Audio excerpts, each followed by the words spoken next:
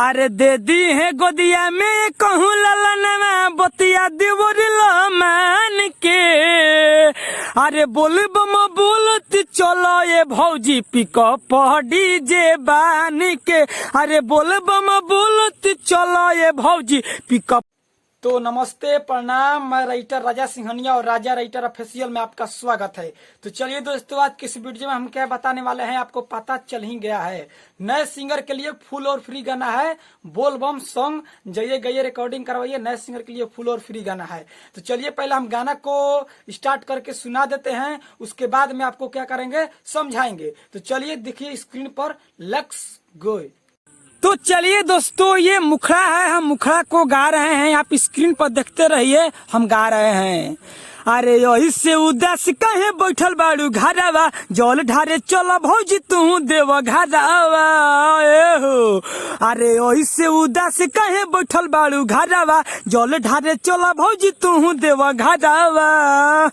अरे दे दी है गोदिया में कहूँ ललनवा बतिया दिवरिलो मान के। अरे बोल बम बोलत चलो ये भौजी पिकअप डीजे बान के। अरे बोल बम बोलत चलो ये भौजी पिकअप डीजे बान के।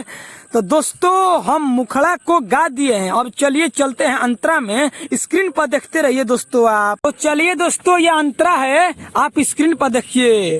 अरे भोले बाबा के कृपा होला महान हो, थाकी ना कदम जब लेबू उनका नाम हो।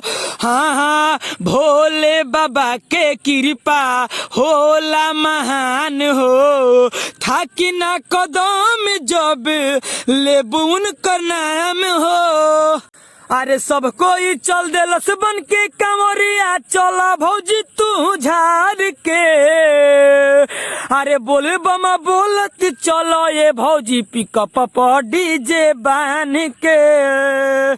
आ बोल बम बोलत चलो ये भौजी पिकअप डीजे बान के। तो दोस्तों, हम पहला अंतरा गा दिए हैं, चलिए अब चलते हैं दूसरा का अंतरा में। स्क्रीन पर देखते रहिए आप। चलिए ये दूसरा अंतरा है, हम गा रहे हैं। अरे सुल्तानगंज से भौजी जालावा उठई है, अरे बोल बम बोलत देवे घर चल जाई है।